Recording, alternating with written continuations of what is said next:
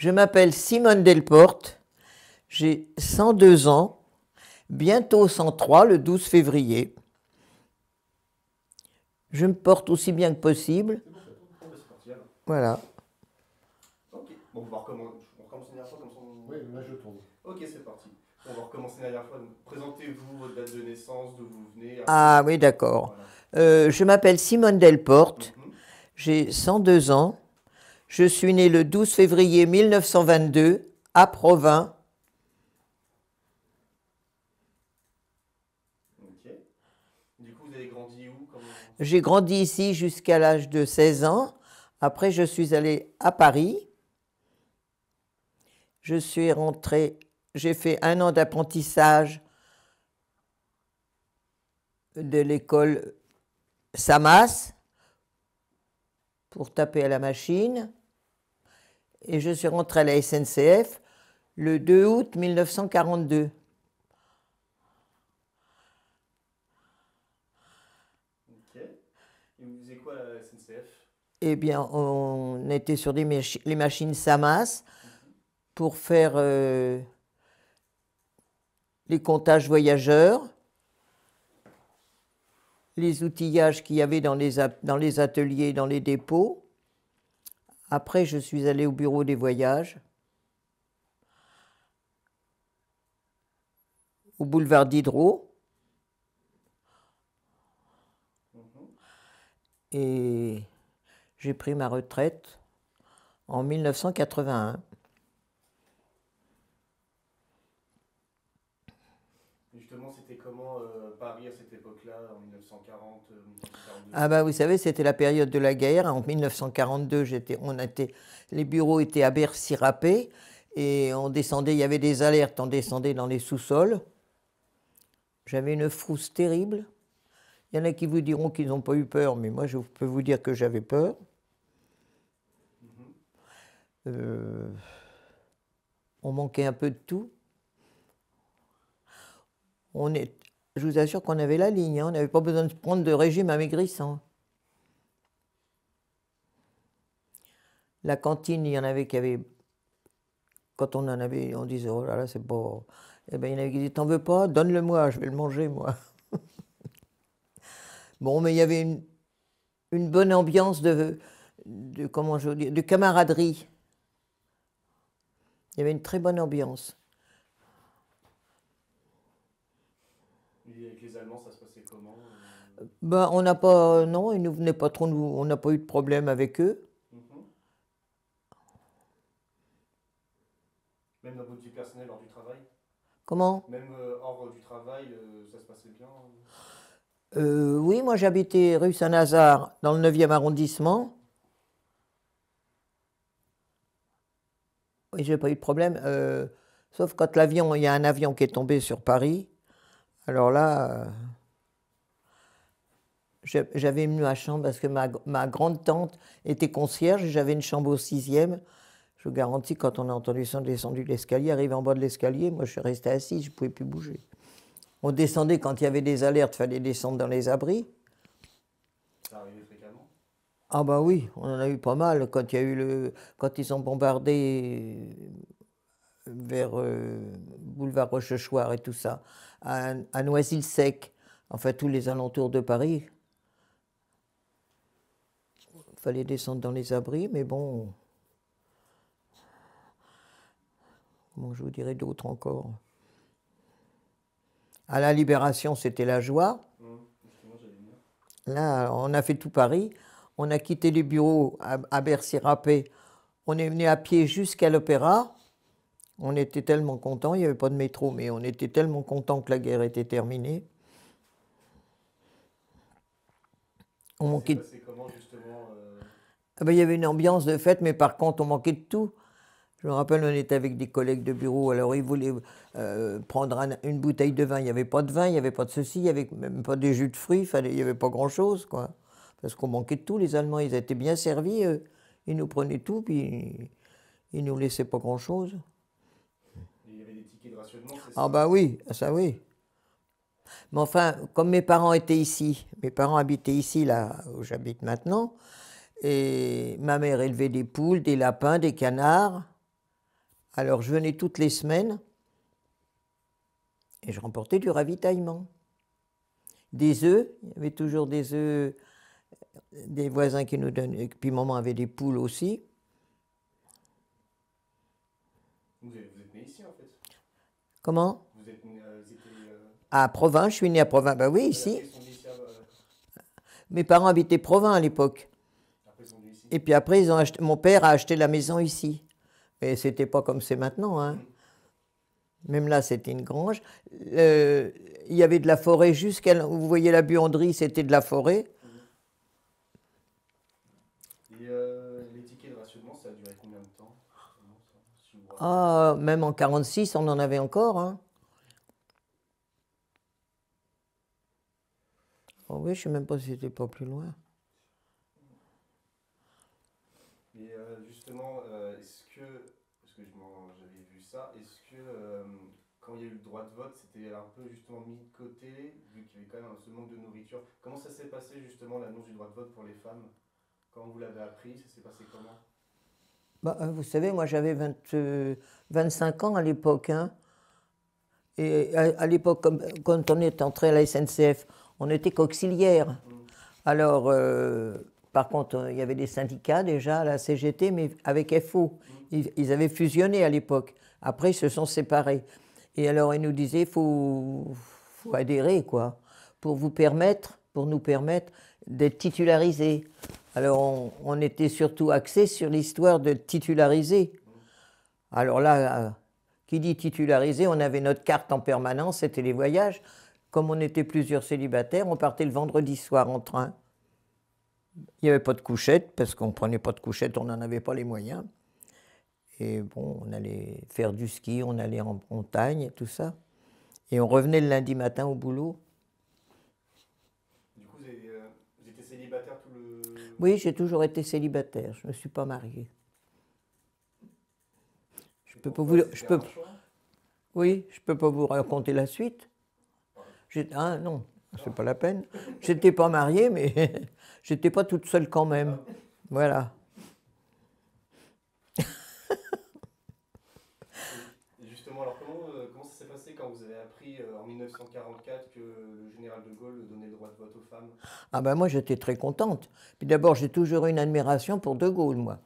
Je peux vous le dire.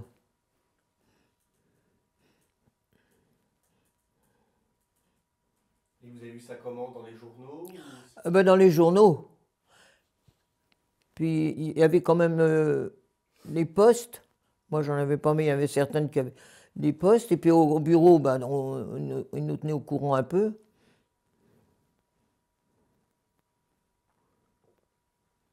Ils en pensaient quoi les hommes, justement?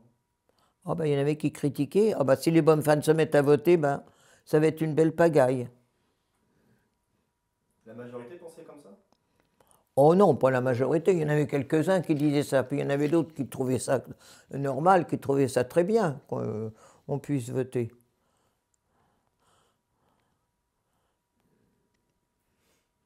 Du coup, en 1945, il n'y avait pas eu de vote à Paris, c'est ça? En 1947, on a voté pour le président de la République. C'est là la première fois que vous avez voté? C'est la première fois que j'ai voté, là. Et justement, le fait d'avoir eu le droit de vote des femmes, est-ce que ça vous a mis personnellement l'envie de se politiser ou pas du tout? Pas tellement à l'époque. C'est après, en travaillant, qu'on cherchait plutôt à comprendre un petit peu la politique. Mais enfin, j'ai jamais été une fan de politique comme ça, hein. Mais bon, quand il y avait des grèves pour les avantages, on les faisait. Entre autres, on a fait des grèves pour les samedis matins, être en vacances, de ne plus travailler le samedi matin. Là, j'ai fait des grèves. Et bien, quand on a pu travailler le samedi matin, moi, j'ai hérité de mes deux nièces qui, elles, allaient à l'école le samedi matin. Donc, ça m'a rien apporté. Mais ça, c'est un petit détail. Et justement, vous avez des retours d'autres femmes justement qui avaient des avis différents de vous, justement, qui étaient heureuses ou Et puis, il y en a qui s'en fichaient carrément, hein. Il y en a qui ne... Oh, j'en ai autre chose à faire que d'aller voter. Voilà, on entendait ça aussi. Remarquez que même encore maintenant, là, à côté, c'est ça. Il y en a plusieurs comme ça. Et en 1945, il n'y avait pas eu une élection pour un référendum sur la Troisième République ou non? Je ne sais pas si vous vous rappelez. C'était en octobre 45, il y avait eu un référendum si la France restait sous la Troisième République ou passait à la quatrième. Ça, je ne me rappelle pas de ça. C'est possible qu'on est allé voter. Mais ça, je ne me rappelle pas. Je sais que j'étais voté pour le président de la République, Bien sûr. mais après, Vous avez voté pour qui? Si vous vous rappelez. Je crois que c'était. il y avait comment Auriol. Mhm. Auriol. Président Auriol. Et justement, ça se passait comment l'élection? Comment ça s'est déroulé, justement, le vote? Eh bien, écoutez, c'était à la mairie du 9e, et même j'étais au dépouillement. Vous voyez, à cette époque-là, j'avais... Ils m'ont demandé de venir au dépouillement, moi, bête et disciplinée, j'ai dit oui. Ah, j'ai toujours été voté, hein.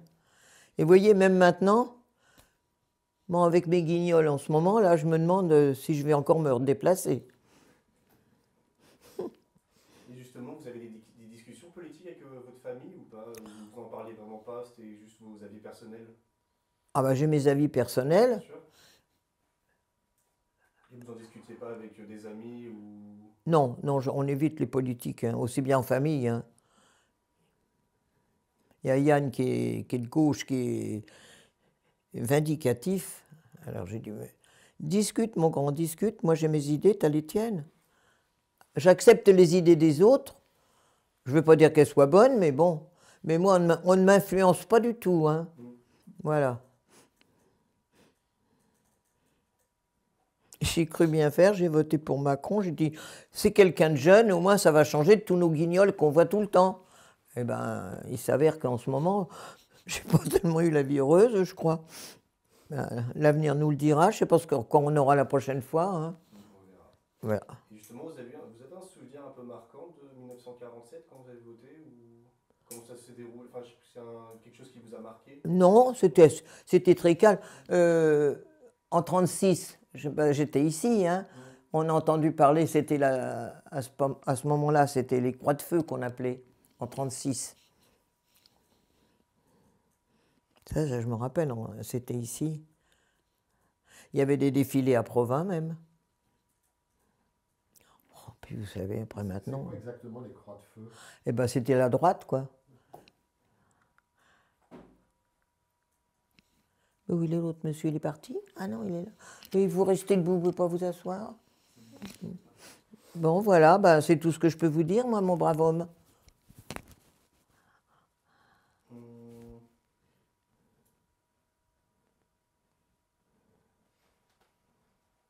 Bah, je pense que c'est pas mal. C'est pas mal, hein? C'est pas mal du tout. Je me défends bien quand même. Oh, je pourrais peut-être vous en raconter plus, mais... Justement, peut-être que vous avez entendu quoi comme critique des hommes? Ça peut être intéressant justement de voir ce que les hommes disaient. Si vous pouvez répéter un petit peu ce que disaient les hommes justement sur le droit de vote des femmes. Ah ben, je vous dis, il y en a certains, je vous l'ai dit tout à l'heure, Oui, bien sûr. il y en a certains qui critiquaient, qui disaient, ah ben, si les bonnes femmes se mettent à voter, ben, ça va être bien.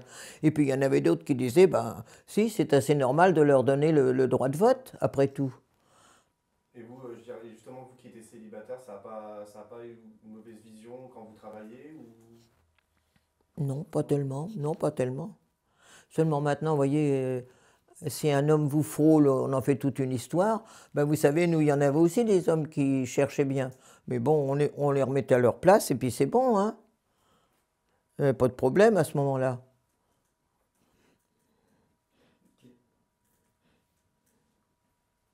Pas trop bien.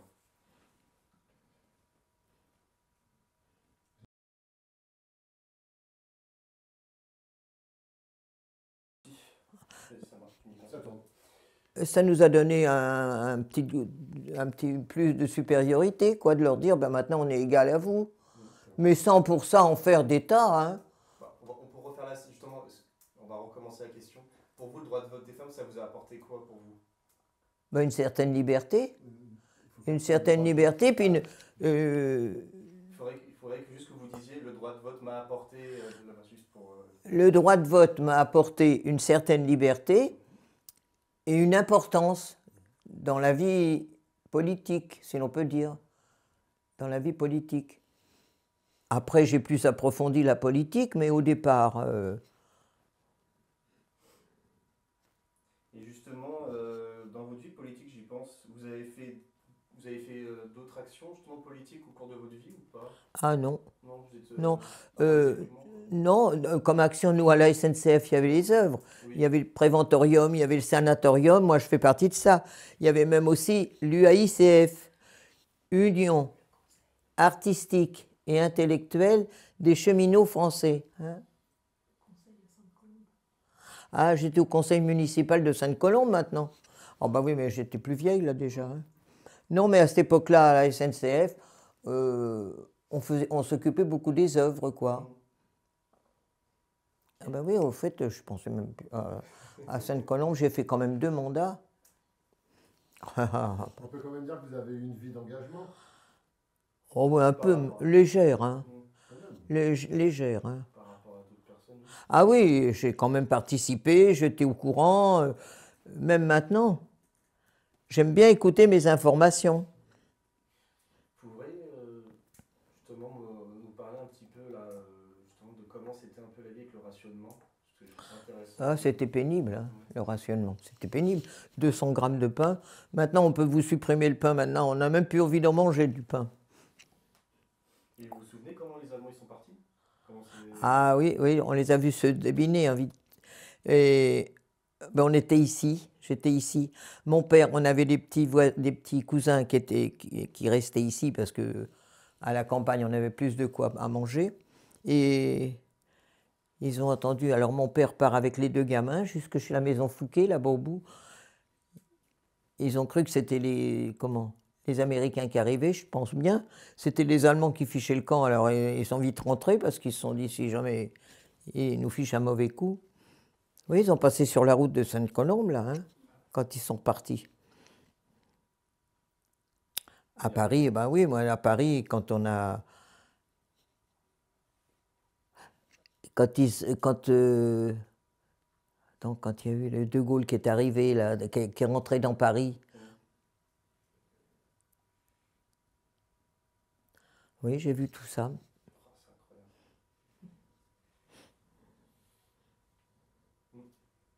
Ça vous va? Bah, si vous avez autre chose à dire ou pas pour vous Non, moi je ne peux pas vous dire autre chose. Moi, ma vie était assez calme. Bon, j'ai élevé mes 2 nièces qui n'avaient plus de parents. Je n'en ai que de bons résultats. Je ne sais pas si on peut appeler ça des résultats ou... C'est peut-être pas le mot adéquat, mais bon. C'est quoi votre secret pour avoir votre âge justement et être en si bonne forme? Eh bien, écoutez, j'ai toujours travaillé, hein, depuis l'âge de 16 ans que je travaillais, même avant, ici chez les parents, on allait laver au lavoir, là, à Sainte-Colombe. Mon père nous faisait biner les allées du jardin, parce qu'on ne mettait pas de produits non plus à cette époque-là, hein. Les allées du jardin à biner, tous les jours quand il revenait, si jamais ça n'avait pas été fait, ben... Hein, c'était pas la vie rose, on ne faisait pas des compliments. Autrement, qu'est-ce que vous voulez?